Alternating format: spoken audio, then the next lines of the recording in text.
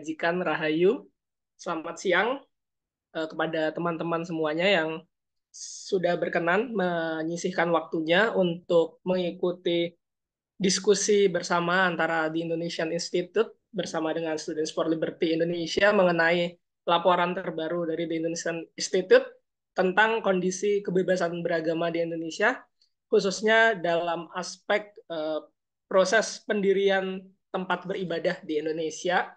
Mengingat mungkin teman-teman juga sering mendengar di berita, di Twitter, di Instagram, dan sosial media, di Indonesia kerap kali gitu banyak sekali kasus penolakan pendirian tempat ibadah khususnya kepada umat agama atau kelompok agama minoritas gitu dari berbagai daerah gitu, khususnya mungkin di Jawa Barat gitu dan di Jakarta juga cukup sering terjadi gitu. Ini kan sebenarnya cukup miris gitu, padahal selama ini kita sering bicara bahwa Indonesia itu negara yang toleran, Indonesia itu negara yang berbineka tunggal ika gitu, yang terbiasa dengan perbedaan, namun pada kenyataannya masih cukup banyak gitu insiden-insiden penghambatan bahkan pelarangan pendirian tempat ibadah. Eh, Bersama kita hari ini akan ada peneliti dari The Indonesian Institute yang akan mempresentasikan materi hari ini. Namun sebelumnya mungkin kita akan ada kegiatannya akan dibuka oleh Direktur Eksekutif The Indonesian Institute yaitu Mbak Adinda Tenriake Muhtar. Mungkin waktu dan tempat saya persilahkan kepada Mbak Dinda. Terima kasih Iman, Koordinator SFL Indonesia. Assalamualaikum warahmatullahi wabarakatuh. Selamat siang menjelang sore. Atas nama The Indonesian Institute Center for Public Policy Research, saya mengucapkan terima kasih banyak untuk Iman dan teman-teman dari SFL Indonesia. Ini juga adalah kolaborasi kita kesekian kalinya.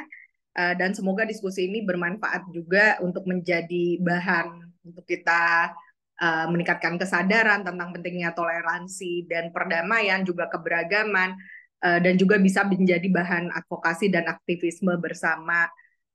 Jadi ini adalah rangkaian dari diseminasi dari penelitian TII mengenai evaluasi Peraturan Bersama Menteri tahun 2006 yang basically sebenarnya salah satunya membahas soal izin pendirian rumah ibadat. Nah, nanti akan ada Christina Clarissa Intania, peneliti bidang hukum TII, yang akan menyampaikan temuan dari penelitian kami. Ini adalah penelitian kualitatif yang kami lakukan dari bulan November tahun lalu hingga Februari. Jadi setelahnya kami juga sudah melakukan audiensi ke para pembuat kebijakan dan juga sudah ke kampus-kampus, dan juga ini adalah salah satu dari rangkaian dari diseminasi daring. Di sini juga ada tim yang merupakan bagian dari peneliti The Indonesian Institute untuk riset ini. Ada manajer riset dan program TII Arfianto Purbolaksono dan peneliti bidang politik Velia Prima Resti, dan juga ada supporting kami di sini Mas Usman. Semoga ini bermanfaat. Saya pikir biar langsung kita berdiskusi dan lebih banyak insight, berbagi, dan lagi-lagi semoga bermanfaat. Saya serahkan kembali ke Iman dan selamat berdiskusi. Baik, terima kasih banyak Mbak Dinda sudah membuka kegiatan kita hari ini. Dan mungkin untuk menghemat waktu, kita hari ini akan bersama Kak Christina Clarissa Intania. Beliau merupakan peneliti bidang hukum dari The Indonesian Institute yang juga terlibat dalam proses penelitian yang akan didiseminasikan hari ini. Mungkin tidak perlu berlama-lama lagi, waktu dan tempat saya persilahkan kepada Kak Intan. Oke, terima kasih Iman dan terima kasih juga Mbak Dinda. Halo, selamat siang semuanya. Perkenalkan lagi, namaku Intan, peneliti bidang hukum di Indonesian Institute. Jadi, tadi kayaknya udah diawali juga ya sama Mbak Dinda dijelaskan sedikit gitu terkait tim dari riset ini. Itu semuanya, kami semua hadir di sini. Ada saya, ada Mbak Velia juga dari bidang politik, Mbak Dinda juga yang mengepalai tim ini. Kemudian ada dari Bang Anto yang sebagai manajer riset dan program kami. Itu kami mengerjakan riset ini itu kayak sejak tahun lalu ya, program ini kita sudah dimulai penelitian ini. Dan sekarang kami memasuki tahap-tahap diseminasi, yaitu sharing ke teman-teman, kemudian sharing juga ke pembuat kebijakan dan lain sebagainya. Jadi di sepanjang waktu yang kami punya ini, kami gunakan sebaik-baiknya untuk banyak-banyak deh berbagi ke orang-orang yang bisa kita capai gitu. Oke, ini aku akan share screen dulu ya. Tapi nanti tenang aja, aku nggak akan banyak-banyak menggunakan PPT, akan menampilkan video juga. Oke, ini bentar. Kelihatannya tadi kayaknya kelihatannya ada dua ya. Wait. Nah, nah di sini benar. Oke. Kelihatan full screen aman ya? Aman, Mbak, aman. Oke. Nah, ini seperti yang tadi kami jelaskan, ini timnya kalau misalkan lagi off cam semua, ini rupa-rupanya yang sangat menawan. Oke, nah jadi sebetulnya kalau kita mau full ngomongin dari PPT ini, kita bisa bahas sebetulnya bahas core-core dari penelitian lengkap kami, yang mana nanti ada teman-teman bisa lihat juga di kolom chat, kalau misalkan mau akses penelitian lengkap kami, ada linknya. Nah, oke, jadi kenapa sih kami memilih tema penelitian ini? Gitu, karena sebetulnya eh, sayangnya, sedihnya adalah ini adalah permasalahan klasik gitu ya di Indonesia, di mana kita punya banyak sekali penganut agama Islam, Kristen, Katolik dan lain sebagainya, tapi ternyata isu-isu terkait pembangunan rumah ibadah itu masih terus saja terjadi sampai detik ini di tahun 2024 gitu. Nah, di tabel ini itu hanya beberapa saja yang menjadi landasan kami untuk memulai riset ini. Itu ada dari Februari sampai Januari 2024, Februari 2023, dan ini hanya beberapa, dan sambil kami menulis, sambil kami sudah selesai menulis dan berbagi ke teman-teman, kasus ini tuh sedihnya terus bertambah. Jadi inilah yang melatar belakangi penelitian ini. Kenapa sih pembangunan rumah ibadah itu terus aja ada problematiknya, ada penentangannya, dan membuat apa ya banyak konflik dan bahkan kekerasan gitu. Itu yang kami berusaha kupas gitu ya, terutama dari segi kebijakan publik gitu. Oke, nah dalam penelitian ini kami berusaha menjawab tiga pertanyaan, yaitu pertanyaan pertama, bagaimana implementasi PBM 2006? Nah, PBM 2006 itu, coba aku balik lagi ya ke belakang. Nah, PBM 2006 atau Peraturan Bersama Menteri miliknya Kementerian Agama dan Dalam Negeri itu kurang lebih mengatur terkait Forum Kerukunan Umat Beragama atau FKUB di tingkat kota dan kabupaten di tiap-tiap kota di Indonesia, sama terkait pengaturan syarat-syarat kalau mau membangun rumah ibadat, yaitu kalau misalkan ada yang mau bangun rumah ibadat itu diperlukan 90 90, correct me if I'm wrong, aku suka ketukar soal angka. 90 pendukung untuk 90 pengguna dari rumah ibadat dan 60 pendukung dari masyarakat sekitar. Coba nanti sambil jalan I'll make sure gitu. Jadi harus dikumpulkan untuk KTP-KTP gitu sebelum dibangunnya rumah ibadah. For konteks nanti aku akan banyak berbicara 90-60 itu apa? Itu adalah KTP persyaratan gitu. Nah, yang berusaha dijawab ini bagaimana sih implementasi peraturan itu, khususnya terkait dengan aturan syarat pendirian rumah ibadat. Kemudian, yang kedua, faktor-faktor apa saja yang menjadi tantangan dan hambatan PBM 2006, khususnya terkait dengan aturan pendirian rumah ibadat. Kemudian, rekomendasi apa nih yang bisa diajukan untuk perbaikan kebijakan pendirian rumah ibadat dalam rangka menjamin hak atas kebebasan beragama dan berkeyakinan di Indonesia gitu. Nah, kenapa kami bedakan beragama dan berkeyakinan gitu? Karena di Indonesia sendiri ini agama dan keyakinan itu dipisah gitu. Satu hal yang menariknya gitu. Jadi kalau misalkan beragama itu kita di Indonesia ini ketika ngomongin soal agama kita berbicara tentang agama Islam, agama Kristen, Katolik, dan 6 yang teman-teman ketahui, Hindu, Buddha, Konghucu gitu.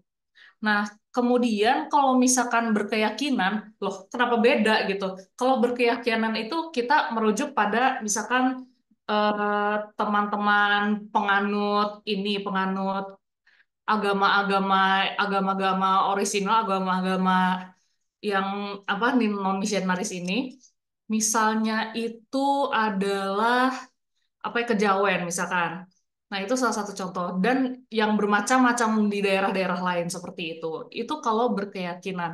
Jadi, kenapa kita di sini sebutnya KBB atau kebebasan beragama dan berkeyakinan itu kita pisah dua. Seperti itu karena ternyata di negara ini juga dipisah menjadi dua gitu pengertiannya. Oke, secara metode penelitian perlu digarisbawahi, ini adalah meta-analisis. Jadi eh, kami memang nggak datang dari Sabang sampai Merauke dan kemudian menanyakan semua konflik gitu. Kami tidak lakukan itu. Jadi kami mengumpulkan semua bahan-bahan bacaan, penelitian, dan juga wawancara yang sudah dilakukan. Itu kami kemas menjadi satu penelitian baru itu ini. Seperti itu. Jadi kami juga wawancara yang kami lakukan itu juga dengan pemerintah gitu seperti dari Komnas HAM itu kami wawancara. Kemudian ada juga dari pemuka-pemuka agama dari Kristen, Katolik, dari Hindu gitu. Itu kami asosiasinya kami wawancara seperti contohnya Parisade Hindu Dharma Indonesia untuk PHDI untuk Hindu, kemudian Konferensi Wali Gereja Indonesia. Kemudian ada pemerintah kota juga yang kami wawancara. Habis itu dari Ombudsman, Kantor Staf Presiden, dan organisasi sipil lainnya, itu kami wawancara juga gitu. Jadi kami pastikan kami bisa mendapat banyak perspektif terkait masalah yang kompleks ini, terkait pembangunan rumah ibadah. Seperti itu. Nah, teori-teori yang melandasi penelitian ini, itu yang pasti pertama terkait hak dan kebebasan beragama dan keyakinan. Seperti yang kita tahu, hak dan hak atas kebebasan beragama dan keyakinan itu sudah dilindungi oleh banyak sekali instrumen hukum, baik internasional maupun nasional gitu ya. Jadi dalam penelitian ini kami berusaha menekankan kembali bahwa terlepas dari adanya konflik, eh, perlu diingat bahwa kebebasan beragama dan keyakinan itu adalah hak bagi semua warga negara yang hanya bisa dibatasi berdasarkan keadaan tertentu, berdasarkan prinsip-prinsip Sirakusa, seperti itu ya. Jadi ini adalah hak yang melekat pada setiap warga negara kita dan diatur juga gitu dalam konstitusi kita gitu, hak untuk beribadah. Nah, kemudian peraturan perundang-undangan di sini kami juga menjadikan argumen ya dalam penelitian ini karena kan eh, pengaturan rumah ibadah ini diatur dalam peraturan bersama menteri, sedangkan menjadi argumen kami bahwa oh peraturan bersama ini kemungkinan secara level gitu itu bisa ditingkatkan lagi menjadi level yang lebih tinggi misalkan di peraturan presiden yang nanti aku akan jelaskan juga gitu. Jadi secara hierarki kami menjadikan ini argumen juga gitu. Nah, selanjutnya secara substansi ini yang kami gunakan untuk mengevaluasi.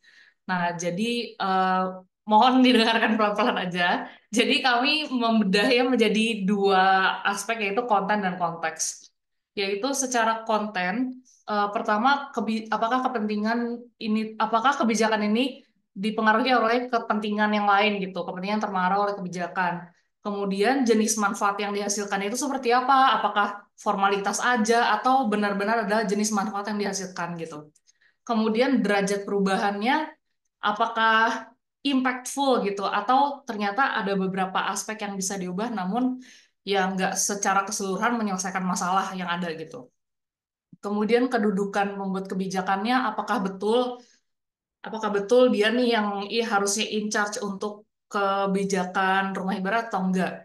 Kemudian pelaksanaan program, implementasi in general, kemudian sumber daya yang dilibatkan, dan untuk konteks, kekuasaan, kepentingan, dan strategi aktor yang terlibat, karakteristik lembaga dan penguasa, dan kepatuhan, serta daya tanggap pelaksana gitu. Oke, nah mungkin ini intronya aja dari aku. Selanjutnya kita bisa lihat ringkasan penelitiannya itu melalui video ya teman-teman. Jadi ini aku akan stop sharing, nanti bisa gantian dengan yang akan menampilkan video. Minta tolong untuk memainkan video, terima kasih.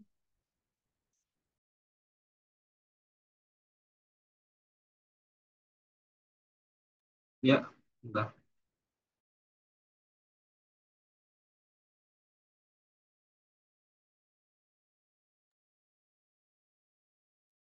Bang Bos, minta tolong videonya ya.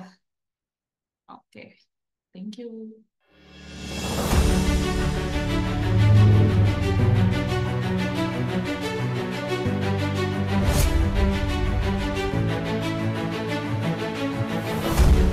Indonesia adalah sebuah negara yang mempesona dengan kekayaan keberagaman budaya, agama, dan kepercayaan yang menjadi ciri khasnya.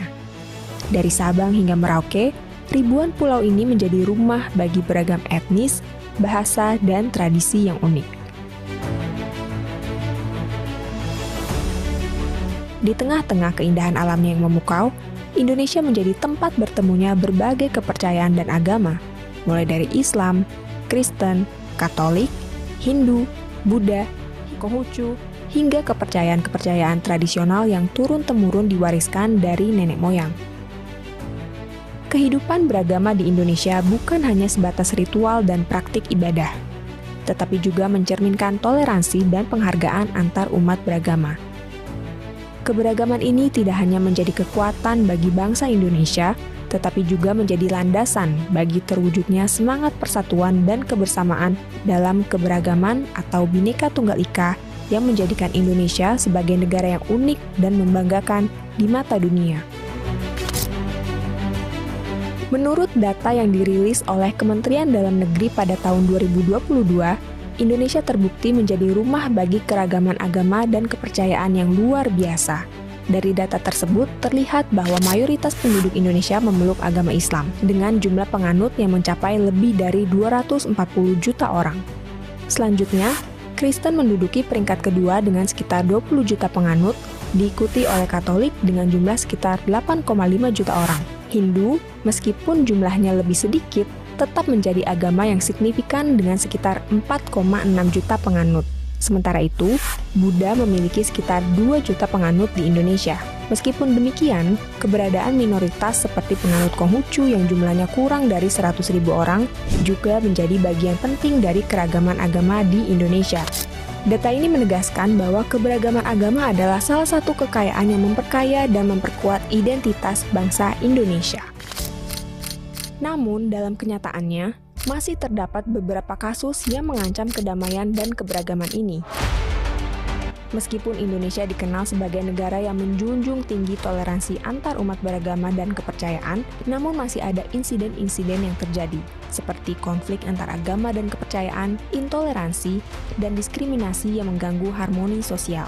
Kejadian-kejadian semacam ini menunjukkan bahwa upaya untuk menjaga dan memperkuat kerukunan antar umat beragama di Indonesia masih memerlukan perhatian dan tindakan yang lebih serius dari berbagai pihak. Di Indonesia, masih banyak terjadi diskriminasi terhadap kelompok agama dan kepercayaan minoritas, terutama dalam hal pembangunan rumah ibadat. Berdasarkan pemantauan media yang dilakukan di Indonesian Institute, dalam rentang waktu antara Januari 2023 hingga Januari 2024, tercatat beberapa kasus penolakan pembangunan rumah ibadat yang menunjukkan tantangan terhadap toleransi agama di Indonesia. Kasus-kasus ini mencakup penolakan pembangunan masjid, gereja, pura, vihara, dan tempat ibadah lainnya oleh beberapa kelompok masyarakat, baik secara terorganisir maupun individu. Penolakan tersebut bisa disebabkan oleh berbagai faktor, termasuk perbedaan keyakinan agama, ketakutan akan perubahan sosial, atau pertentangan atas pemanfaatan lahan, kepentingan individu, dan kepentingan politik. Dampak dari penolakan ini tidak hanya terasa pada kelompok yang berencana membangun rumah ibadat, tetapi juga menciptakan ketegangan dan merusak kerukunan antar umat beragama dalam masyarakat. Hal ini menyoroti perlunya upaya yang lebih besar dari pemerintah, lembaga masyarakat, dan individu untuk memperkuat toleransi agama, serta memastikan hak setiap warga negara untuk beribadah dengan damai dan tanpa rasa takut. Mengapa masih terjadi penolakan pembangunan rumah ibadat di Indonesia? Berdasarkan penelitian di Indonesian Institute terkait evaluasi peraturan bersama Menteri Agama dan Menteri Dalam Negeri nomor 8 dan 9 tahun 2006 yang mengatur pendirian rumah ibadat, dirangkum beberapa poin temuan dari aspek konten dan konteks kebijakan. Secara konten, kebijakan pendirian rumah ibadat di Indonesia masih terdapat serangkaian tantangan yang perlu diatasi. Pertama, proses penerbitan izin ini seringkali terjerat dalam konflik kepentingan yang beragam karena spesifik di dalam pasal 14 PBM tahun 2006 mensyaratkan sejumlah 90 KTP pengguna tempat ibadah dan juga 60 persetujuan warga sekitar. Hal ini yang kemudian sering menjadi masalah karena dipolitisasi untuk kepentingan tertentu, serta membuat aturan ini menjadi aturan yang diskriminatif dan tidak inklusif. Menurut saya dua-duanya itu bias mayoritas. Karena tentu dia bisa dimengerti kalau mayoritas akan mudah mendapatkan mendirikan rumah ibadah karena memang jumlahnya sampai begitu. Tapi kalau yang minoritas kan tentu tidak. Nah, aturan ini kan menyamakan semua nih, mau yang jumlahnya penganutnya banyak dan penganutnya sedikit, sama syaratnya 90 jamaah. Sehingga memang dari situ aja sudah kelihatan. Kedua, meskipun telah diterbitkan, manfaat yang diperoleh dari regulasi seperti Peraturan Bersama Menteri tahun 2006 terkesan hanya bersifat formal, tanpa menghasilkan perubahan yang signifikan sesuai dengan harapan. Selain itu, sinergi antara pembuat kebijakan belum terwujud secara optimal, menyebabkan keterbatasan dalam upaya penyelesaian konflik terkait. Pemerintah juga masih harus meningkatkan peran dan kinerjanya dalam memfasilitasi proses penerbitan izin rumah ibadat. Terakhir, pendekatan yang diambil oleh aparat kepolisian dan TNI dalam beberapa kasus justru dapat memperkeruh situasi konflik yang terkait dengan pendirian rumah ibadat, daripada mengatasi masalahnya secara efektif. Diperlukan upaya bersama dari berbagai pihak untuk mengatasi tantangan-tantangan ini dan memastikan bahwa proses pendirian rumah ibadat dapat berjalan dengan lancar dan adil bagi semua pihak yang terlibat. Kemudian, untuk konteks kebijakan terkait izin pendirian rumah ibadat di Indonesia, The Indonesian Institute menggambarkan sejumlah masalah yang perlu diatasi. Pertama, komposisi dari Forum Kerukunan Umat Beragama atau FKUB kurang tepat sehingga tidak mencerminkan representasi yang merata dari berbagai agama dan keyakinan. Kedua, perbedaan penafsiran terhadap Peraturan Bersama Menteri 2006 serta kurangnya sinergi antara dua kementerian yang terlibat mengakibatkan ketidakjelasan dalam implementasinya. Ketiga, lemahnya perspektif toleransi dari sebagian kepala daerah seringkali dipengaruhi oleh tekanan dari organisasi masyarakat tertentu, sehingga menghambat proses penyelesaian masalah dengan pendekatan yang inklusif. Nah, kalau kita bicara soal resolusi konflik, transformasi konflik, itu kan tidak terutama melihat siapa yang salah, tapi melihat hubungan yang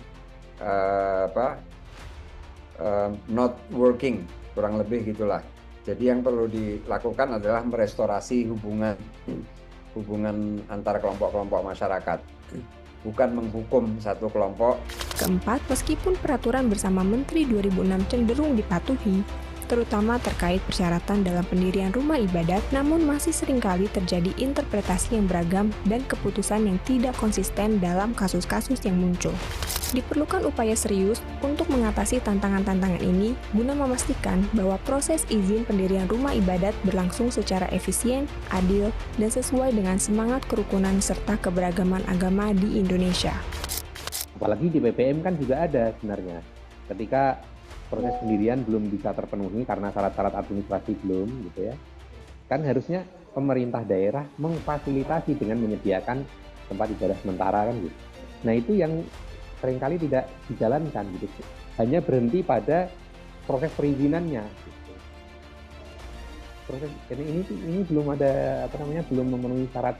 Apa langkah-langkah yang dapat diambil untuk memperbaiki situasi ini? Dalam mengatasi tantangan ini, The Indonesian Institute memberikan rekomendasi sebagai berikut. Pertama, direkomendasikan untuk merevisi aturan persyaratan izin pendirian rumah ibadat yang dianggap diskriminatif dan multitafsir. Ini bertujuan untuk menciptakan kerangka regulasi yang lebih jelas dan inklusif. Kedua, disarankan untuk membuat mekanisme penyelesaian sengketa yang komprehensif dengan hasil yang mengikat sehingga dapat mengatasi konflik yang muncul dengan lebih efektif dan adil. Ketiga, diperlukan peningkatan perspektif hak asasi manusia atau HAM bagi aparat kepolisian dan TNI dalam menghadapi konflik terkait pendirian rumah ibadat untuk memastikan bahwa penanganan kasus-kasus tersebut berbasis pada prinsip-prinsip HAM. Keempat, direkomendasikan untuk mendorong penafsiran dan pelaksanaan Peraturan Bersama Menteri atau PBM yang kontekstual dan berbasis pemenuhan dan perlindungan hak atas kebebasan beragama dan berkeyakinan, guna menjamin bahwa proses izin pendirian rumah ibadat berlangsung secara adil dan sesuai dengan prinsip-prinsip demokrasi. Kelima, perlu ditingkatkan kesadaran masyarakat akan keberagaman, kerukunan, serta toleransi beragama dan berkeyakinan, agar dapat menciptakan lingkungan yang mendukung bagi proses pendirian rumah ibadat. Keenam, direkomendasikan untuk mengoptimalkan kinerja Forum Kerukunan Umat Beragama atau FKUB dengan memberikan dukungan sumber daya yang memadai, sehingga mereka dapat berperan lebih efektif dalam menangani konflik terkait pendirian rumah ibadat. Terakhir, perlu dilakukan kolaborasi multi pihak untuk mendukung pemenuhan hak dan perlindungan kebebasan terkait pendirian rumah ibadat, melibatkan berbagai stakeholder, termasuk pemerintah, LSM, dan masyarakat sipil, guna menciptakan solusi yang berkelanjutan dan inklusif. Oleh karena itu, menjaga keberagaman umat beragama dan berkeyakinan di Indonesia bukanlah hanya tanggung jawab pemerintah semata, tetapi juga menjadi kewajiban bagi seluruh aparatur negara serta masyarakat yang terdiri dari kita semua. Pemerintah perlu mengimplementasikan kebijakan-kebijakan yang mempromosikan toleransi, menghormati hak-hak agama minoritas, serta memberikan perlindungan terhadap kebebasan beragama bagi semua warga negara. Selain itu, aparat keamanan dan penegak hukum harus bertindak tegas terhadap segala bentuk intoleransi dan diskriminasi agama. Namun, tanggung jawab ini juga turut diemban oleh masyarakat secara keseluruhan. Kita, sebagai individu, harus memperkuat sikap inklusif, saling menghormati, dan membangun dialog antar umat beragama dalam kehidupan sehari-hari. Dengan demikian, kita dapat bersama-sama menciptakan lingkungan yang aman, harmonis, dan sejahtera bagi semua warga Indonesia tanpa memandang perbedaan agama atau kepercayaan. Marilah sama-sama menciptakan Indonesia yang damai dan harmonis, di mana setiap individu dihormati dan diakui hak-haknya tanpa memandang perbedaan agama atau keyakinan.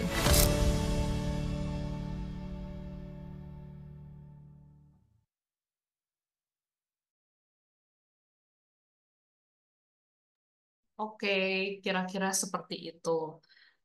Jadi dari penjelasan yang tadi, kalau misalkan teman-teman lebih suka membaca, silakan akses di link di kolom komentar. Tapi kurang lebih hasil penelitian itu seperti tadi. Jadi konflik terkait pembangunan rumah ibadat atau ya beribadah pada umumnya itu sangat kompleks, teman-teman.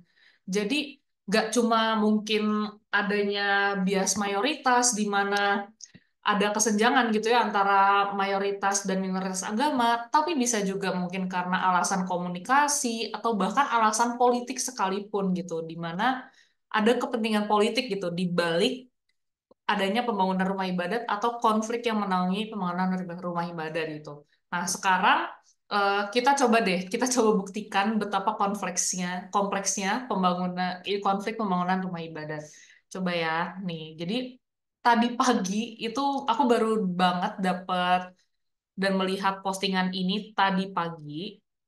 Nah, dan menurutku dari komen-komennya kita bisa melihat gambaran seperti apa sih sebetulnya uh, konflik yang terjadi di lapangan dan banyak sekali perspektif yang bisa mempengaruhi terbentuknya konflik pembangunan rumah ibadat itu. Gitu. Oke, ini aku share screen lagi ya. Nah, harus ini. Oke. Kelihatan ya full screen ya, aman ya? Oke. Nah, jadi ini aku ceritakan sedikit. Ini aku dapat reelsnya di Instagram. Jadi kurang lebih ini adalah demo tolak pembangunan masjid karena dianggap aliran Wahabi yang sebetulnya aku seorang Katolik. Awalnya aku tidak mengerti apa itu aliran Wahabi gitu kan. Setelah Google ternyata ini aliran yang konon menurut penjelasannya itu menganut ajaran murni dari Al-Quran gitu ya. Nah, masa menolak pembangunan masjid tersebut karena menganggap beraliran Wahabi dan berpotensi menghancurkan umat Islam gitu. Jadi berdasarkan deskripsi ini, kurang lebih ini sebetulnya adalah denominasi dari Islam gitu. Jadi bagian dari Islam, cuma mungkin kalau teman-teman familiar dengan Kristen Protestan, jadi Kristen Protestan itu kan punya banyak denominasi, misalnya ada HKBP, ada gereja HKBP, ada GKI gitu, itu namanya denominasi gitu. Jadi masih Kristen Protestan, tapi di bawahnya itu ada cabang-cabang lainnya gitu. Dan kurang lebih kalau berdasarkan postingan ini adalah denominasi lain dalam Islam gitu ya, masih termasuk dalam Islam. Nah, kalau kita baca komentarnya, itu kita bisa lihat sebenarnya apa sih gitu menurut netizen yang bisa menyebabkan bangunan ini ditolak gitu. Nah, komen ke satu. Yang kayak gini biasanya masjidnya panas, speakernya butut, kresek-kresek dan berisik gitu. Nah, kalau dari komentar ini menunjukkan penyebab yang dari aspek apa sih gitu. Coba mungkin dari teman-teman ada yang mau menjawab gitu sebelum aku bertanya pada Iman. Yang lain dulu mungkin. Oke, Man jawab Man. Aduh, tahu-tahu dipalak gini. Ini apa perbedaan aliran gitu kali ya, Kak? Kayak ini kan asumsinya yang masjidnya panas dan butut ini kan dari aliran lain gitu, yang lebih dominan gitu. Oke, tapi kayak speaker yang butut, kresek-kresek dan berisik itu sebenarnya ada masalah apa sih kalau orang bisa ngomong kayak gitu dan bisa menolak gitu? Wah, nih di demo pasti emang gara-gara masjidnya berisik nih gitu. Apa tuh? Kak, aku boleh menyanggah nggak dan ini? Boleh, boleh, boleh. Gimana? Jadi karena aku kebetulan tinggal di Pekarangan, di wilayah di mana emang ada musola deket gitu kan, dan Hmm? aliran musolanya itu aliran NU. Hmm? Emang banyak konflik dan juga kayak protes dari warga karena salah satunya ini tadi speakernya butut kresek-kresek itu karena Hmm. sebenarnya itu mengganggu sih Kak karena kan lantunan Al-Quran, lantunan azan it's supposed to be nice and also calming gitu kan. Cuman dari pembawaannya dari beberapa oknum itu dan juga mungkin kualitas mic-nya itu tuh kesannya seperti kayak malah mengganggu gitu loh Kak. Nah, aku sendiri sebagai umat muslim yang harusnya waktu azan aku bisa berdoa dan emang berdiam diri, aku mendengar azan dari musola itu tuh aku jadi kesel bawaannya karena kayak apa ya berisik banget dan orang-orang juga banyak yang protes. Terus mungkin untuk masjidnya yang panas ini aku kurang tahu ya Kak. Mungkin itu juga dari fasilitas yang nggak memadai dan juga dana yang kurang. Jadi mungkin itu salah satu alasan juga banyak yang mungkin nggak suka datang ke masjid karena itu. Itu sih Kak. Oke, BTW siapa namanya dan dari mana? Aku Fania dari Sidoarjo Kak. Sidoarjo kayak deket Surabaya gitu. Iya, ya, tahu tahu. Oke, oke. Heeh, Terima kasih Fania. Oke, sama-sama. jadi kurang lebih komentar ini tuh menunjukkan ya kemungkinan memang adanya kurangnya kepekaan terhadap kondisi sekitar dan kurangnya komunikasi gitu. Jadi eh, walaupun kita memang punya kebebasan nih, tapi kita juga perlu lah ya kita untuk berkomunikasi gitu dengan penduduk sekitar gitu, saling mengenal gitu dan mau menerima kritik juga gitu terhadap dari penduduk sekitar. Tahu kan kalau misalkan kemarin itu ada kasus yang bawa ke pengadilan itu yang terkait toa masjid. Nah, janganlah sampai seperti itu gitu. Jadi di balik semua kebebasan yang kita punya gitu, kita tetap harus juga memperhatikan bagaimana keadaan di sekitar kita gitu, kalau di tempat kita berada gitu. Karena sebetulnya konflik-konflik yang sebenarnya bisa kita cegah itu bisa kita cegah kok dengan komunikasi yang baik dan kita juga peka gitu terhadap lingkungan sekitar kita gitu. Nah, terus ini aku taruh asumsi juga. Kenapa aku taruh asumsi? Karena ini kan di judulnya pembangunan masjid. Ya kan masjidnya belum jadi. Masa udah kresek-kresek gitu? Dari mana? Jadi mungkin ini asumsi dari si komentar satu ini aja gitu. Jadi asumsi-asumsi liar itu juga bisa membahayakan loh. Membahayakan keberagaman kita. Jadi misalkan kalau kita nggak tahu sama sekali, terus kita membuat asumsi liar gitu ya terhadap suatu komunitas, oh dia kayaknya gini-gini deh, wah kayaknya dia gini-gini deh. Nah itulah yang menimbulkan konflik gitu. Oke, komentar kedua dan ketiga. Nah, yang satu ditanya Wahabi nggak tuh? Bisanya hanya menuduh-nuduh tanpa dasar bukti. Semoga kelak di akhirat kalian akan menjawab dan bertanggung jawab atas tuduhan ini. Gue sholat di masjid yang katanya Wahabi enak tuh, adem, orangnya ramah, Senin Kamis ada makan bersama, pas Ramadan lengkap, ada takjil, ada makanan berat, kalau berlebih bisa ambil lagi. Habis sholat, Jumat dikasih makan. Masya Allah gitu. Nah, dari dua komentar ini mereka berusaha memberitahu apa sih gitu? Ada yang mau menjawab? Apa sih yang berusaha mereka kasih tahu ke netizen yang lain lewat komentar mereka?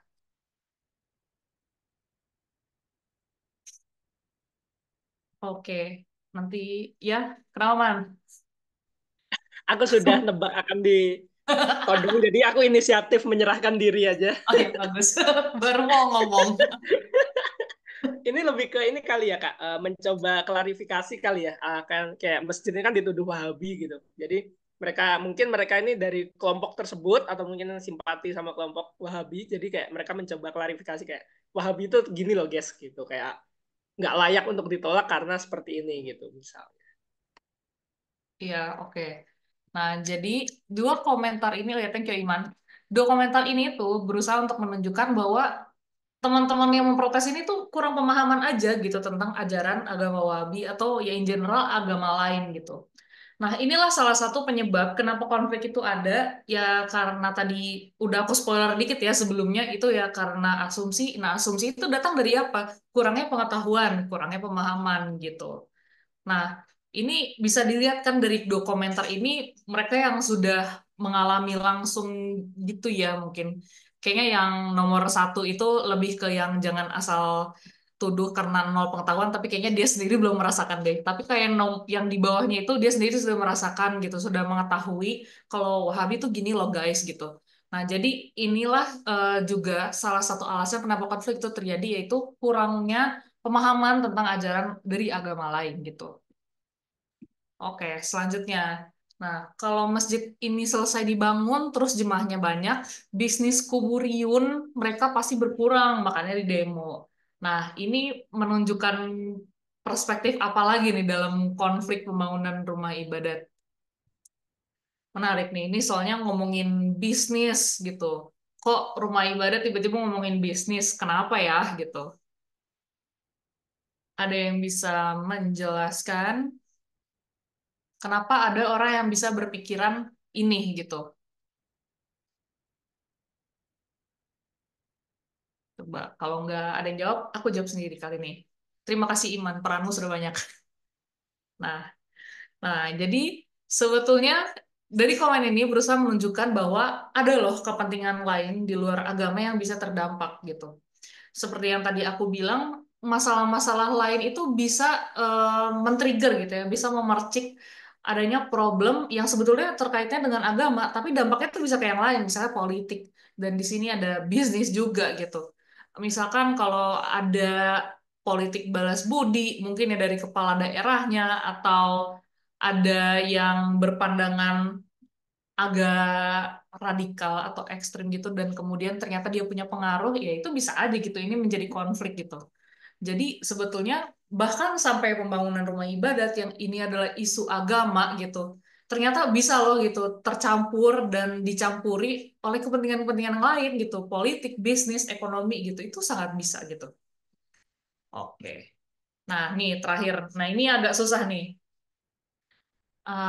Saya setuju ada masjid, tapi lihat dulu kalau dalam radius 200 meter ada masjid lain, sebaiknya jangan.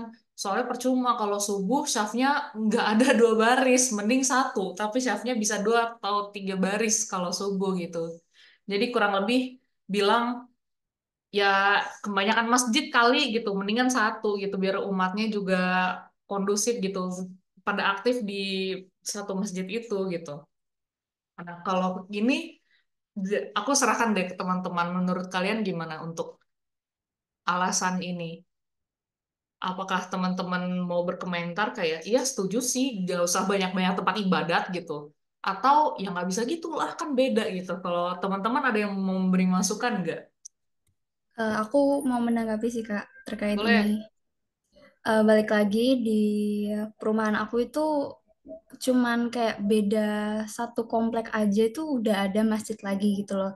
Jadi untuk kayak statement ini itu tuh nggak masuk akal sih kataku karena kayak there are a lot of places gitu kan yang musola dan masjid itu saling berdekatan dan untuk masalah soft bisa 2 sampai 3 baris kalau subuh, it's also doesn't make sense ya, karena kayak masa populasi laki-laki dan perempuan tuh juga dikit kan, dan itu menurut aku tergantung em, apa ya, yang paling dekat tuh yang mana gitu loh. Kataku itu sih. Ini nggak masuk akal sih Kak menurut aku, karena kayak biarpun di rumah aku tuh ada musola dan masjid yang berdekatan, tapi alhamdulillah itu masih apa ya, masih banyak orang yang datang ke sana gitu sih. Masih banyak yang azan juga ngaji, dan mereka semua sholat berjamaah bareng subuh sampai zuhur gitu. Oke, oke. Makasih, Fania. Ada lagi yang mau menambahkan? Mungkin terutama soal ini kali ya, jarak masjid ini. Kalau dalam radius 200 meter ada masjid lain sebenarnya jangan gitu. Kalau menurut teman-teman gimana?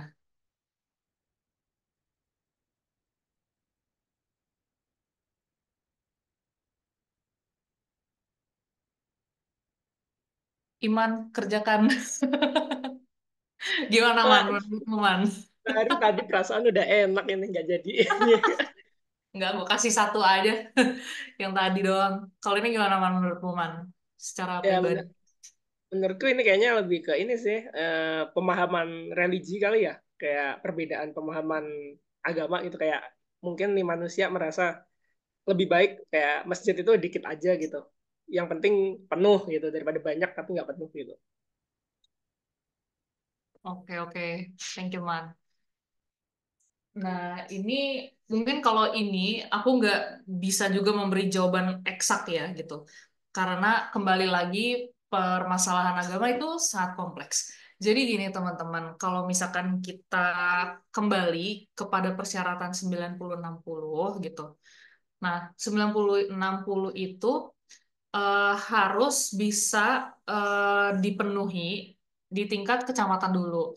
Jadi 90 orang pengguna itu harus ada berasal dari kecamatan. Kalau misalkan nggak terpenuhi, misalkan mau buka kuil nih Konghucu gitu. Di kecamatan gue ya nggak ada lah 90 orang penganut Konghucu gitu kan. Ya itu naik lagi tuh ke tingkat kabupaten atau kota. Oh, ternyata ada 90 penganut Konghucu di kabupaten kota, ya adalah bikinlah di situ gitu.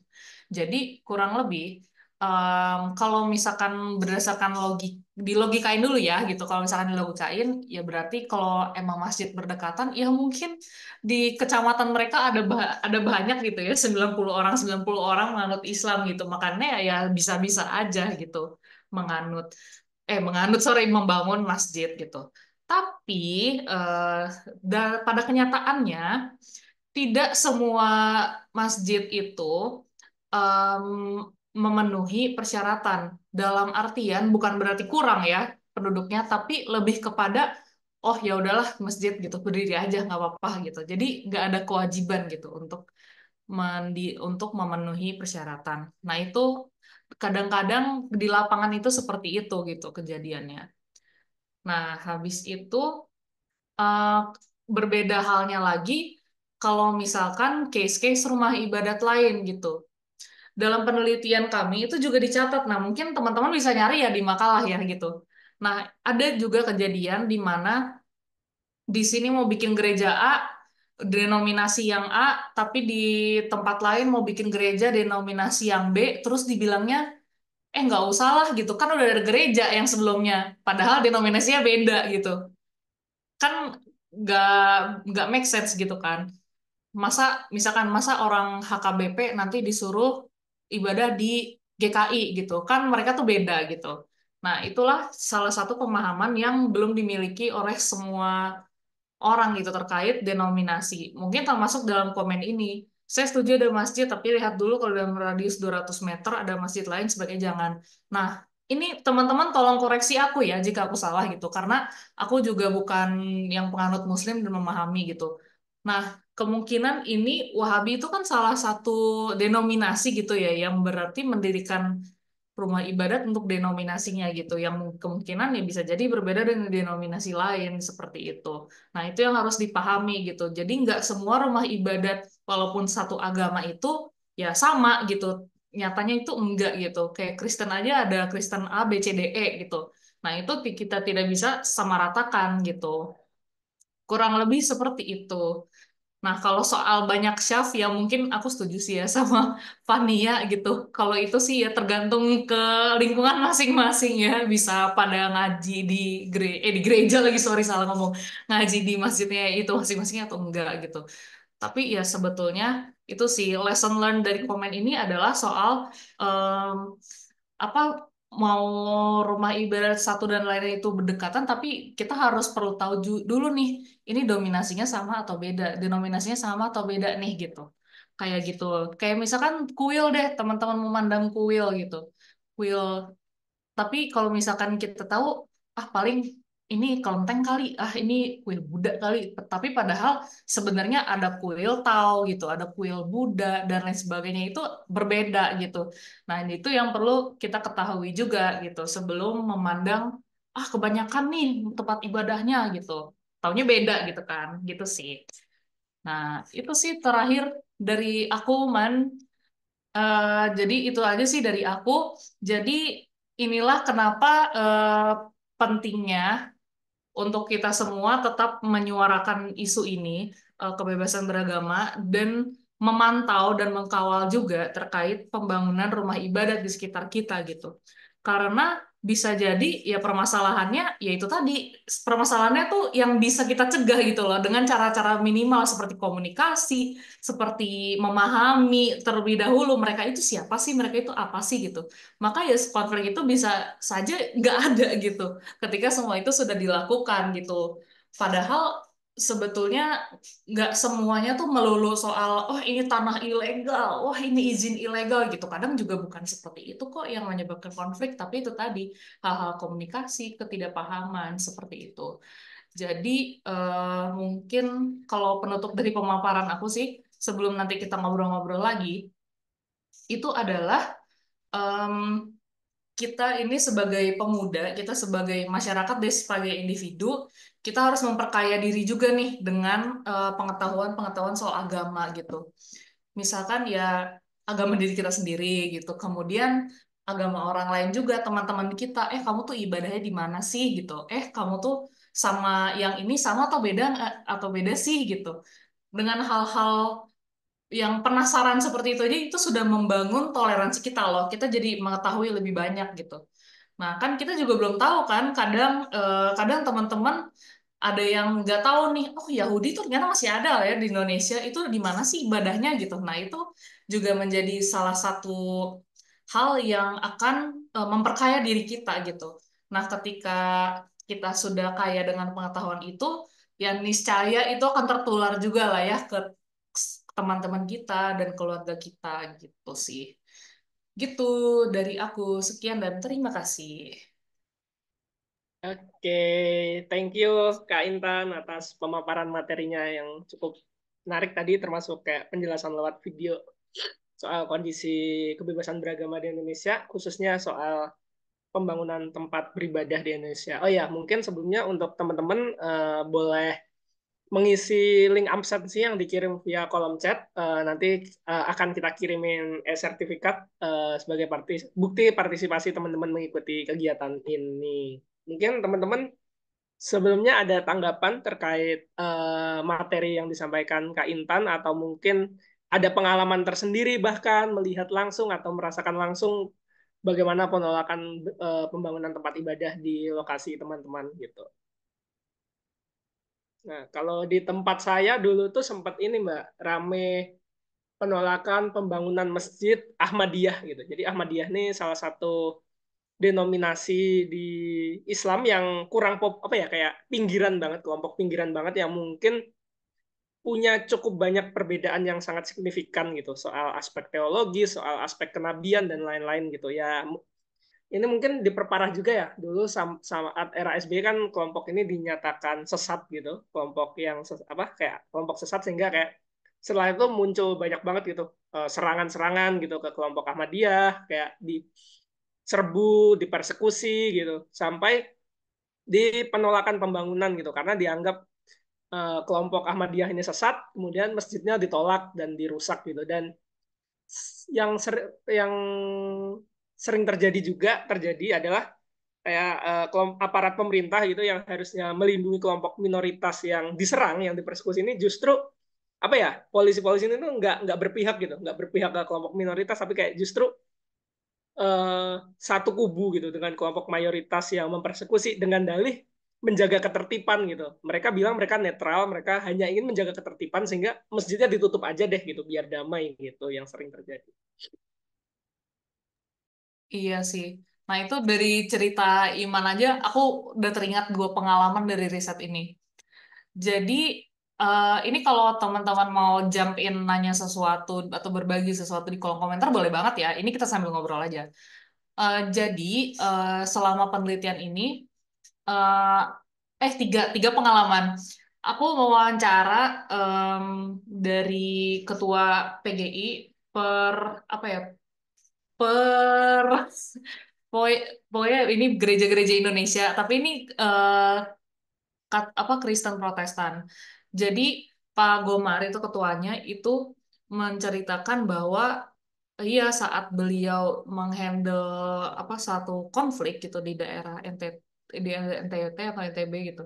Nah, itu ada aparat keamanan untuk mengamankan si konflik ini. Namun si keamanan ini bukannya justru menghadapkan diri mereka untuk bukan menenangkan sih, mengondisikan si mayoritas yang menentang, tapi mereka justru menghadap ke si minoritas gitu. Jadi istilahnya mereka mau ngelawannya tuh malah ngelawan minoritas gitu loh.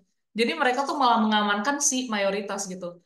Dari sini aja itu tuh udah kelihatan sebuah lesson learned bahwa tadi yang kamu bilang itu dari keamanan itu masih ada, bukannya semua ya. Aku tahu kok masih ada yang memiliki perspektif HAM, keberagaman dan sebagainya gitu. Tapi dari case ini ternyata masih ada aparat keamanan itu yang meredakan konflik, terutama konflik agama ini, itu ya for the sake of ini meredam aja gitu. Jadi supaya tidak ada gitu, tapi tidak mempertimbangkan, oh ini ternyata ini masalah kemanusiaan berkaitan dengan agama, ini berkaitan dengan orang mau ibadah atau enggak gitu. Jadi ini siapa yang harus kita jaga gitu. Tapi ternyata masih ada yang, yaudah apa sih ribut-ribut, ayo kita selesaikan semua ini gitu. Jadi udah kamu nggak usah ribut-ribut lagi, nggak usah menentang-menentang gitu. Udah nggak usah bikin ribut deh di lingkungan ini, nggak usah ada gitu. Ada yang masih kayak gitu gitu. Termasuk juga aku mewawancara Mas Muhammad Isnur itu ketua YLBHI juga berpendapat yang sama. Di banyak kasus itu memang aparat keamanan itu ada aja gitu yang masih menggunakan pemahaman ya untuk keamanan atau perspektif security itu masih sangat berat gitu. Walaupun isu-isu yang dihadapi itu adalah konflik-konflik yang berdasarkan kemanusiaan. Kan beda ya kita ngurusin konflik pencurian, maling gitu, dibanding yang ibadah gitu. Itu kan jauh banget ya pendekatannya gitu. Nah, kadang mereka itu ya belum bisa membedakan, ada yang belum bisa membedakan, kayak gitu. Nah, terus yang soal Ahmadiyah, iya sih, itu aku setuju sih. Jadi, waktu ke Jogja itu, kan kami satu tim itu ke jaringan Gus Durian, itu kami ketemu juga itu dengan lebih banyak lagi agama dan denominasi di situ, dan salah satunya Ahmadiyah. Dan ada yang bercerita juga, yang curhat gitu ya, dan mereka itu mengatakan, dari semua agama, Kristen, Katolik yang banyak gerejanya katanya dilarang dibangun, sebetulnya yang paling terpinggirkan itu kami Ahmadiyah gitu dia bilang. Kenapa ya? Karena kalau dipikir-pikir mereka ditolak di agamanya sendiri gak sih gitu. Sama sesama Islam aja ditolak gitu. Itu yang cukup miris gitu. Nah gitu kita kalau aku ngomong sebagai personal aja ya gitu, memandang semua fenomena ini sebagai individu, kadang Islam yang radikal menolak agama lain aja sekeras itu. Gimana itu menolak agama orang yang agama mereka sendiri yang dibilang sesat, itu pasti lebih parah gak sih gitu. Nah, jadi ini pengetahuan juga nih buat teman-teman gitu, bahwa di dalam Islam aja masih banyak loh yang dibilang sesat sama sesama agama Islam juga. Dan termasuk agama lain, jangan salah gitu. Di dalam, misalkan dalam Kristen gitu ya, Kristen kan juga banyak denominasinya. Kadang masih ada yang menaruh menaruh pandangan terhadap denominasi lain, apa sih gereja lu gitu, sih lu sesat lu gitu. Itu masih terjadi loh teman-teman. Jadi itulah tugasnya kita gitu ya, sebagai manusia deh gitu, sebagai manusia kita maulah memahami gitu. Oh, teman gue gerejanya di situ gitu misalkan. Oh, dia emang ibadahnya gitu. Oh, ya udah gitu itu agamanya dia, itu kebebasannya dia gitu. Gitu sih. Yang termasuk dengan Ahmadiyah ini gitu. Kita lihat ya udah Ahmadiyah, ya mereka juga punya kebebasan untuk beragama gitu. Dan selama mereka ya nggak melakukan kegiatan ilegal tuh sama juga kan ibadahnya gitu. Mereka juga beribadah di tempatnya gitu. Ya ya udah gitu. Ya udah gitu itu kebebasannya dia gitu. Gitu sih kalau menurutku itu luar biasa banget sih memang pengalaman-pengalaman dan pengetahuan itu. Jadi sebetulnya yang bisa aku kasih tahu adalah yang paling penting yang membekali diri sendiri dulu deh gitu. Gitu sih. Nah, mungkin ini Man, kalau misalkan aku kasih kesempatan buat satu tim untuk cerita juga boleh nggak? Boleh banget, Mbak. Boleh. Nah, Silakan. mungkin ada dari Kavelia. Kavelia nih peneliti bidang politik gitu. Terus ada Bang Anto dan Mbak Dinda sendiri gitu. Mungkin ada yang mau cerita, silahkan banget kita sharing juga. Oke, mungkin tes. Halo teman-teman semuanya, kenalin aku Felia, peneliti bidang politik yang kebetulan mengerjakan penelitian ini juga gitu ya di tim. Mungkin aku mau menambahkan dari apa yang udah disampaikan Intan tadi. Em, Kayaknya Intan belum menyampaikan bahwa seringkali konflik pembangunan rumah ibadah itu juga disebabkan oleh Pemda di banyak daerah kita gitu. Kenapa kok Pemda? Karena peraturan pembangunan rumah ibadah itu sebenarnya juga mewajibkan Pemda untuk gimana caranya mereka itu uh, menciptakan solusi begitu ya. Ketika misalnya nih ada satu kelompok agama mau membangun rumah ibadah tapi nggak bisa gitu. Nah itu seharusnya mekanisme pemecahan masalahnya tuh dari Pemda gitu. Nah, yang kemudian banyak terjadi adalah Pemda-Pemda itu masih banyak banget yang pertama mereka nggak ngerti job desk-nya mereka itu seharusnya ngapain gitu ya. Kedua, tadi seperti yang disebutkan Intan gitu, malah justru mereka berpihak kepada kekuatan mayoritas yang intoleran gitu. Jadi alih-alih mereka membuat aturan yang melindungi hak semua masyarakat begitu ya, mereka malah justru takut terhadap kekuatan-kekuatan yang sifatnya lebih represif kayak gitu. Nah, ada contoh bagus misalnya teman-teman di Kabupaten Tuban, kalau teman-teman tahu, di Tuban itu ada satu kelenteng namanya Kuan Singbio gitu ya. Jadi itu kelenteng Tridharma yang emang sama pemerintah itu sengaja dikasihkan untuk agama gitu ya, untuk agama Buddha, Konghucu dan juga Tao gitu. Nah, ceritanya salah satu dari agama ini macam menuntut gitu ya, mengklaim bahwa nggak bisa nih dibagi tiga gitu kan. Kita pengennya ini punya kita semua. Nah, tapi karena memang Pemda pemerintah ini bagus, mereka tegas nih mengatakan bahwa oh nggak bisa kalau kamu mau mengklaim itu sendiri punyamu gitu. Karena ya dari awal kita udah bagi tiga ya kamu mau nggak mau harus berbagi sama yang lainnya kayak gitu. Nah, dari kasus kayak gini gitu ya, dari cerita ini kan sebenarnya kita juga bisa belajar gitu bahwa ketika kita punya pemerintah daerah yang toleran, yang mereka cukup punya perspektif gitu ya, yang mereka bisa menghargai hak teman-teman minoritas, sebenarnya sikap-sikap intoleran itu juga bisa kita minimalisir gitu, bisa kita hilangkan gitu.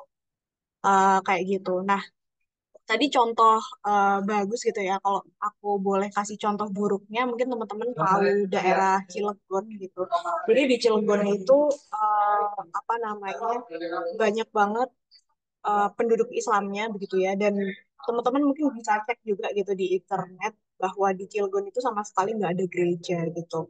Nggak boleh dibangun gereja di sana. Dan ini lagi-lagi berkaitan dengan Pemda begitu ya, yang kurang punya sikap toleran karena setiap kali mereka diminta klarifikasi, jawaban mereka selalu kayak gini, ya karena kita kan dari dulu emang nggak ada penduduk Kristen, kita sejarahnya emang daerah yang misalnya apa namanya terkenal dengan nilai-nilai Islam dan yang lain-lain. Itu kan sebenarnya jawaban yang nggak relevan juga dan maksudnya membawa konteks zaman dulu ke keadaan zaman sekarang itu kan juga kurang tepat kayak gitu. Nah itu tadi Pemda gitu ya.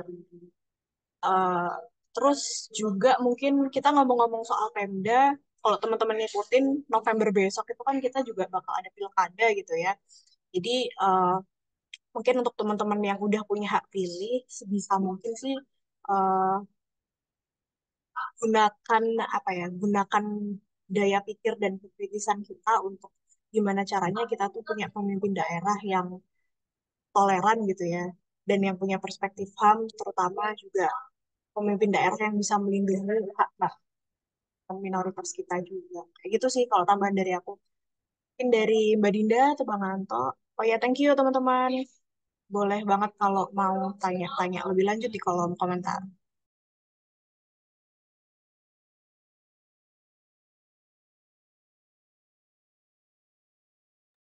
Oke, thank you, Vel.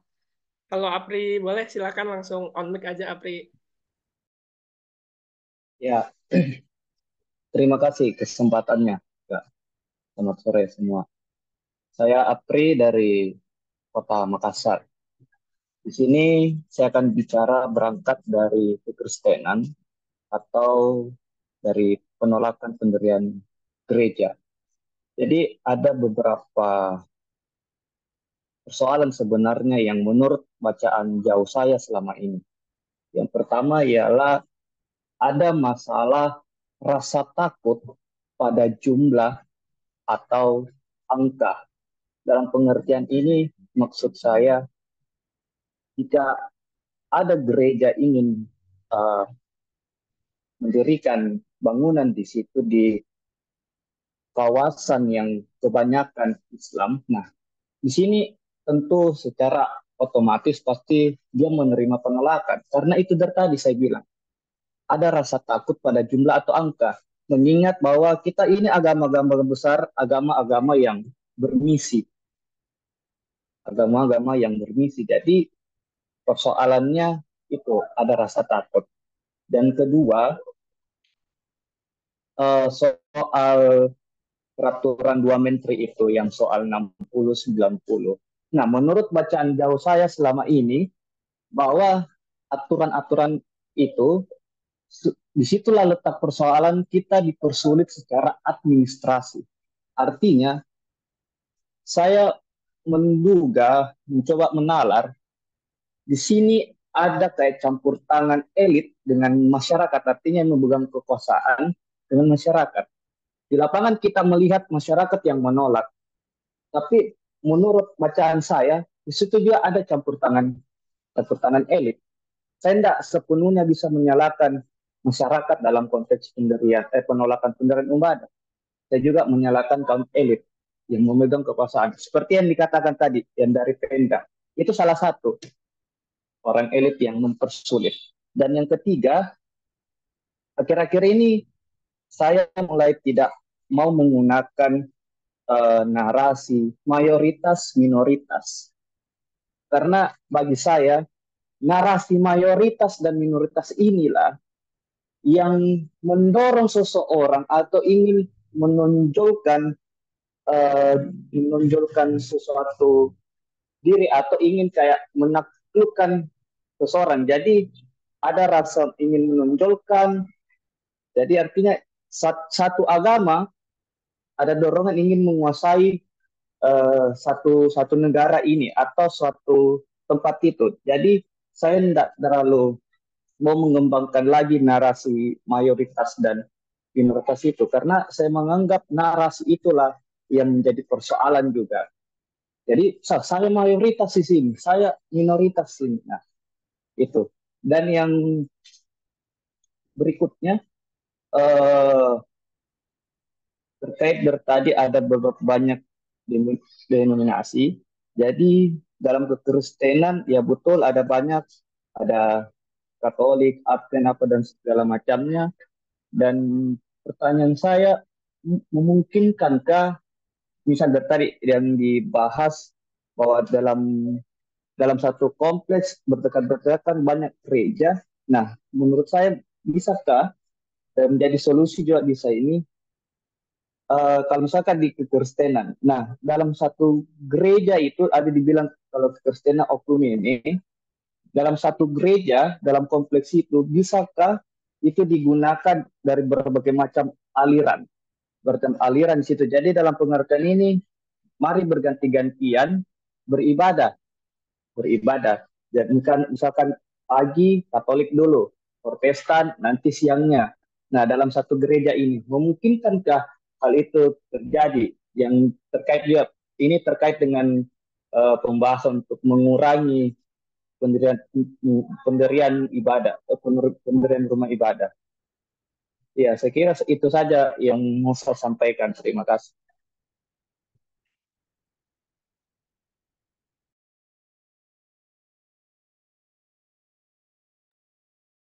Oke, thank you Aji atas tanggapannya. Mungkin Kak Intan boleh langsung ditanggapin tadi mungkin pernyataan dan pertanyaan di akhirnya.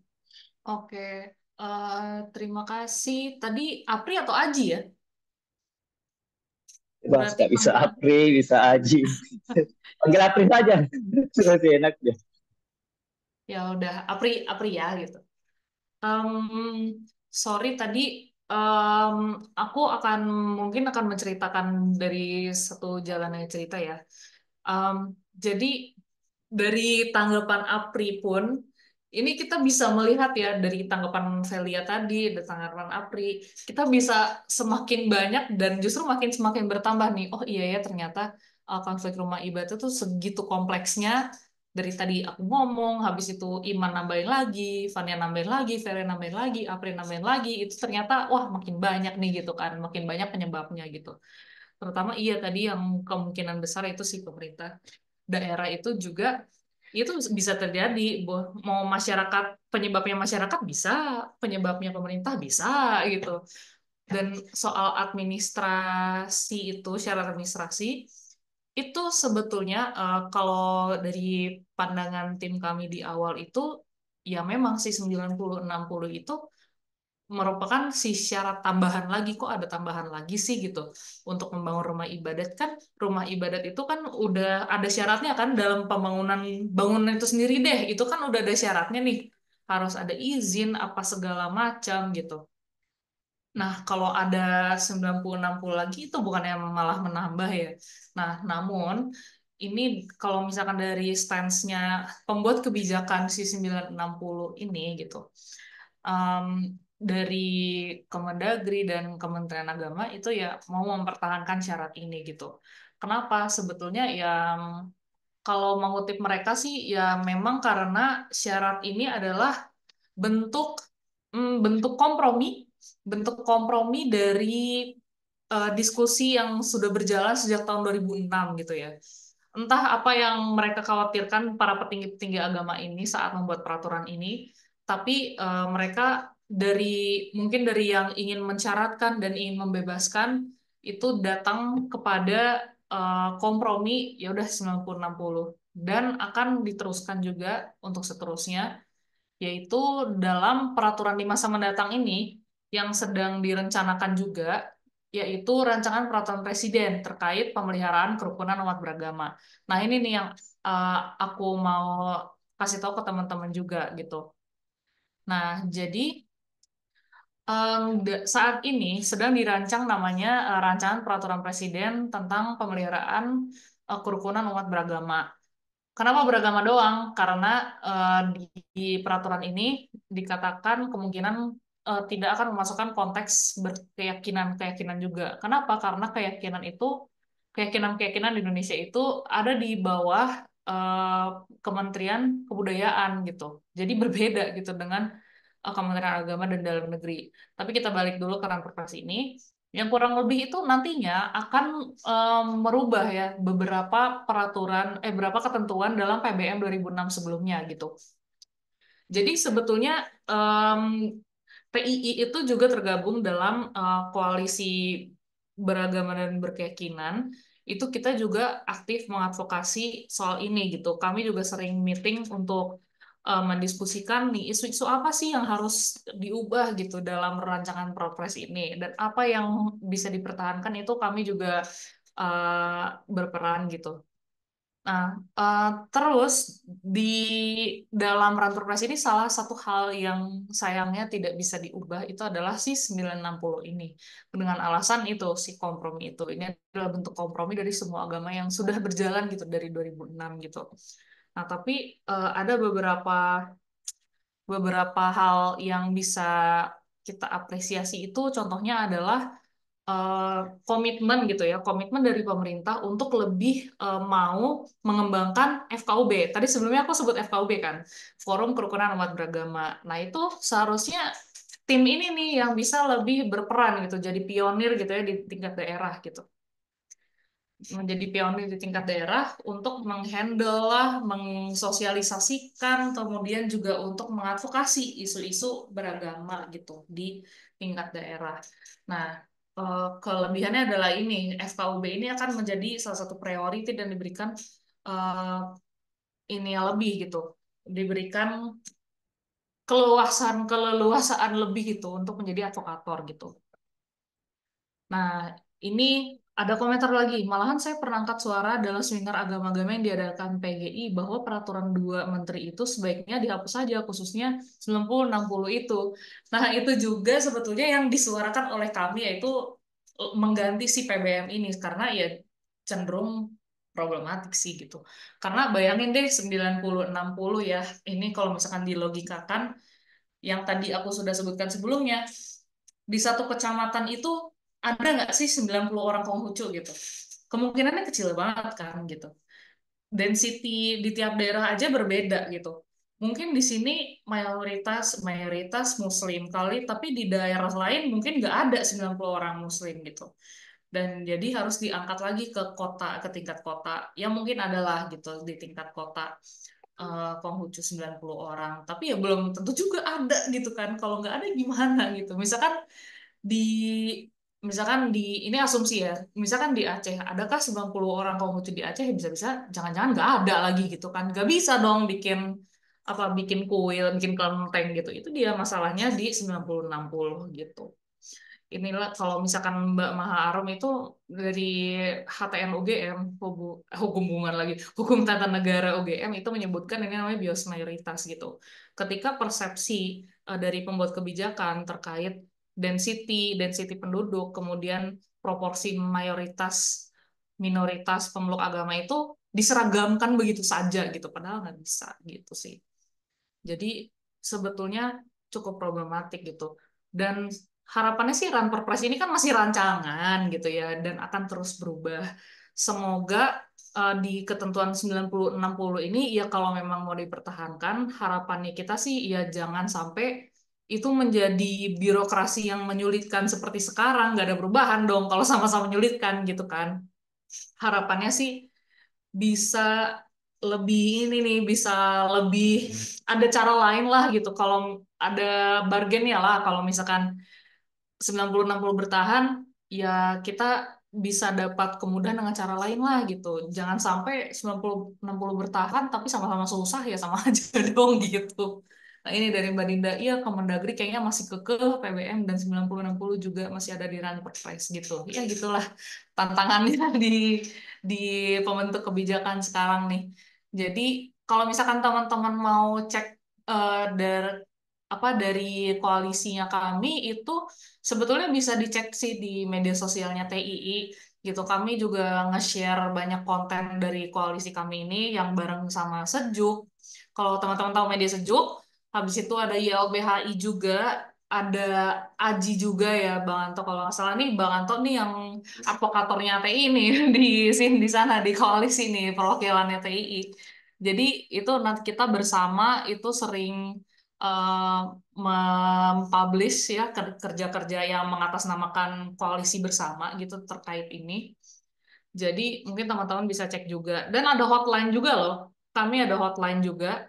Jadi bisa menghubungi nomor itu kalau misalkan teman-teman mengalami konflik terkait pembangunan rumah ibadat atau di sekitar teman-teman deh gitu yang mengalami dan mau berkonsultasi karena kita ada LBH dan YLBH juga kan. Kalau teman-teman mau berkonsultasi bantuan hukum dan lain sebagainya itu bisa menghubungi nomor tersebut. Nomornya berapa? Cek di medsos TII. Nah, itu dia kuncinya. gitu. Nanti bisa dicek dan itu nanti akan di layani kebutuhannya teman-teman apakah butuh pendampingan hukum atau misalkan membutuh bantuan ke apa tentang persyaratannya apa saja dan lain sebagainya itu. Nah, hotline gugus tugas KBB, nah ini mau ditulisin nih sama Bang Anto. Jadi kalau kata aku sih catat aja sih nomornya karena kita nggak tahu ya gitu atau barang mungkin orang lingkungan kita yang lain membutuhkan gitu. Nah, nih catat 081324692081 gitu. Ada di kolom komentar, bisa dicatat aja. Itu hotline gugus tugas KBB. Gitu sih. Kalau dari aku mungkin mungkin pasti ada yang tidak terjawab atau tidak tertanggapi, maaf ya. Tapi kalau misalkan mau menanggapi lagi boleh. Oh, ini ada emailnya juga. Hotline KBB 2024@gmail.com. Kalau mau melakukan Nah, pengaduan, itu semuanya di data kok teman-teman dan jadi gitu hasilnya ada gitu. nah tuh silakan dicatat mungkin teman-teman, misal siapa tahu kepake, walau berharapnya nggak kepake ya, nggak ada Iya konflik. bener. Jangan Berharap gitu, nggak ada jangan. konflik ya, jadi nggak kepake Iya, gitu. Tapi jangan. ya kalau in case ada kejadian-kejadian tertentu, kejadian intoleransi mungkin bisa langsung dihubungin gitu, biar teman-teman ada pendampingan karena ngelawan sendiri kan kayaknya susah juga gitu. Mungkin Betul. salah satu ini ya Mbak, Kak, yang bikin susah juga tuh pemerintah tuh sering kalah sama ormas gitu kayak kayak Hmm. mungkin ada kepentingan politik atau entah kepentingan apa kayak banyak banget kayak misal saya sempat baca di Indonesia itu ada ratusan eh, apa kebijakan level daerah gitu tuh yang sebenarnya intoleran gitu kayak membatasi Hmm. pendirian tempat ibadah atau mungkin membatasi hak berkeyakinan kelompok-kelompok agama tertentu yang dianggap sesat gitu. Itu kan sebenarnya nunjukin kayak gimana pemerintah yang harusnya punya role sebagai pelindung gitu yang melindungi kelompok minoritas dari yang mungkin tidak berdaya gitu justru malah ikut-ikutan ngediskriminasi dan akhirnya malah memperparah situasi gitu karena akhirnya ormas-ormas ini jadi kayak punya legitimasi gitu untuk melarang atau mempersekusi karena kayak kan menurut Perda ini mereka sesat gitu jadi boleh nih kita gebukin gitu misalnya gitu yang kayak di Hmm. beberapa daerah terjadi gitu. Iya, itu nah kan nambah lagi aktor ormas gitu kan. Ya emang sekompleks itu guys kayak yang tadi aku bilang sebelumnya. Itu ya kepentingan politik itu ya dari berbagai macam pihak gitu yang bisa memberikan efek dampak gitu nggak cuma pemerintahnya sendiri tapi ya yang di belakangnya gitu ataupun yang memberikan dukungan kepada dia atau yang bahkan yang bisa mempengaruhi apa ke penguasaan lagi masa jabatannya dia gitu itu akan memberikan dampak juga terhadap kebijakan ini gitu. Nah, oh ini ada tanggapan lagi. Bagi saya juga dari APRI, sebaiknya kita berhenti menggunakan narasi mayoritas-minoritas deh di lapangan. Tidak ada mayor dan minor dalam negara ini. Semua rata di bawah bendera merah putih yang sama. Atau cukuplah mayor dan minor itu sebatas data di komputer saja. Ya, setuju.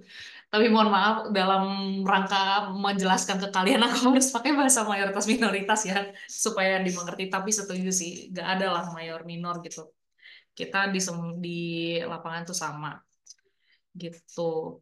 Jadi kayak gitu. Iya bisa disebabkan juga oleh ormas juga. Jadi ya sangat banyak sekali gitu yang men-trigger keputusan-keputusan politik seperti itu di lapangan gitu. Bener banget man gitu. Itu bisa banget terjadi gitu. Gitu. Oh ya, jangan lupa isi absensi teman-teman. Kita palak terus nih. Isi absensi, awas ya. Kalau misalkan mau dapet PPT-nya yang tadi, nah itu isi absensi tuh. Nggak Nah, cuma mungkin sertifikat doang. Materi juga akan diberikan lewat email yang diisi di absensi. Jangan lupa. gitu. Gitu. Mungkin teman-teman ada tanggapan lagi, mungkin pengalaman atau mungkin atau apapun itu yang berhubungan dengan topik hari ini. Oke, sama-sama Apri. Mungkin karena nggak ada, mungkin kayak ini udah 3:30 juga sebenarnya, udah cukup panjang juga kita udah 1,5 jam kurang lebih diskusi. Uh, aku on behalf of Students for Liberty Indonesia mau ngucapin banyak-banyak terima kasih buat Kak Intan dan juga mungkin seluruh tim di Indonesian Institute, Mbak Dinda, Mbak Velia, Mas Purbo, dan lain-lain yang mungkin bersedia menyisihkan waktunya di tengah-tengah kesibukannya buat diskusi bareng di sini, untuk ngobrol bareng di sini bareng teman-teman SFL dan teman-teman lainnya, ngebahas soal kondisi kebebasan beragama dan berkeyakinan di Indonesia, khususnya mengenai pembangunan tempat ibadah di Indonesia gitu. Mungkin untuk teman-teman juga yang tertarik untuk mengetahui apa itu Students for Liberty, bisa silakan cek kanal-kanal sosial media kami. Kami ada di Twitter, Instagram, dan Facebook di @sflindonesia, dan juga bisa follow sosial media teman-teman di Indonesian Institute seperti yang udah dibagikan di kolom chat. Jangan lupa untuk mengisi link presensi karena di situ nanti teman-teman akan dapat e-sertifikat dan juga PPT akan dikirimkan via email yang teman-teman isi di link presensi tersebut. Mungkin untuk Kak Intan ada sebagai closing statement sebelum kita mengakhiri hari ini.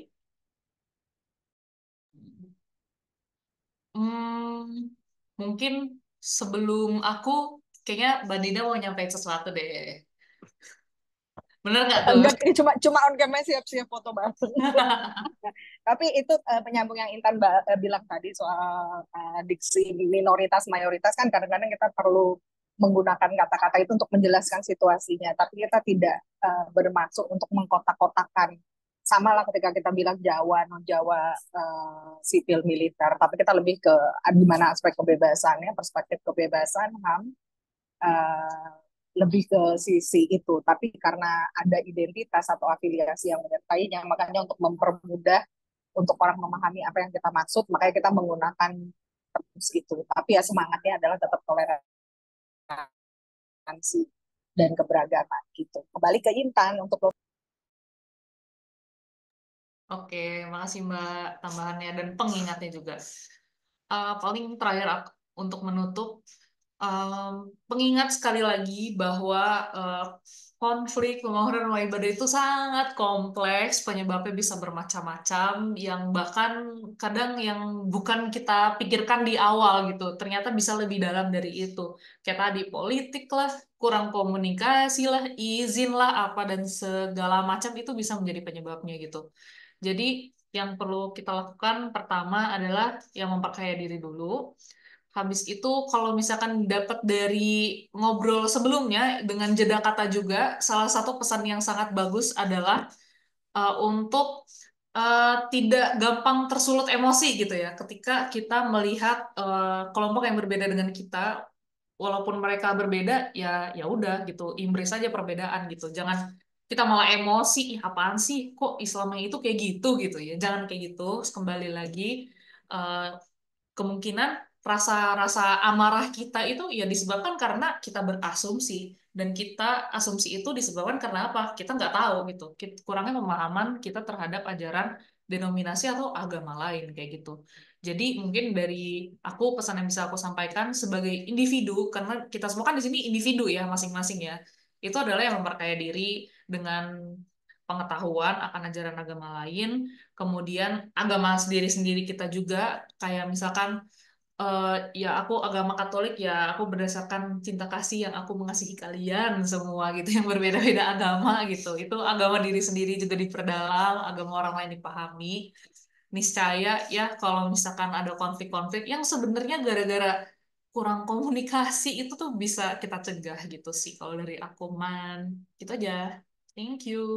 Oke, thank you Kak Intan untuk closing statement-nya. Mungkin untuk mengakhiri hari ini kita akan ada sesi foto bersama dulu sebagai dokumentasi. Teman-teman mungkin boleh silakan on cam.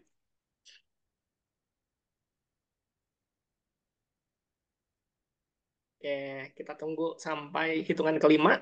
Nunggu, ayo, ayo, ayo on cam, biar nongol mukanya di IG SFL dan di Indonesian Institute. Ayo, ayo, ayo, 1, 2, 3, 1, 2, 3. Oke, sip. Oke, ini Reza mau nongolin jidatnya doang kah? Nah, gitu lah. Oke, sip, cocok banget. Oke, kita mulai dalam hitungan ketiga. 1, 2, 3.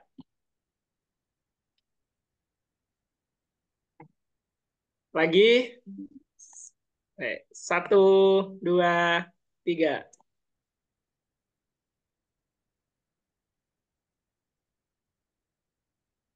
Oke, cukup. Terima kasih teman-teman Terima yang kasih sudah menyempatkan waktunya teman-teman. juga untuk mengikuti kegiatan hari ini. Jangan lupa follow Instagram @SFL Indonesia dan juga @indonesian.institute untuk mengetahui kegiatan-kegiatan SFL dan Indonesian Institute lainnya. Akhir kata, mohon maaf jika banyak salah kata selama memoderatori sesi ini. Assalamualaikum warahmatullahi wabarakatuh dan selamat sore teman-teman. Terima kasih, Thank you Man. all. Terima kasih Terima kasih, semuanya. teman-teman. Sampai ketemu lagi.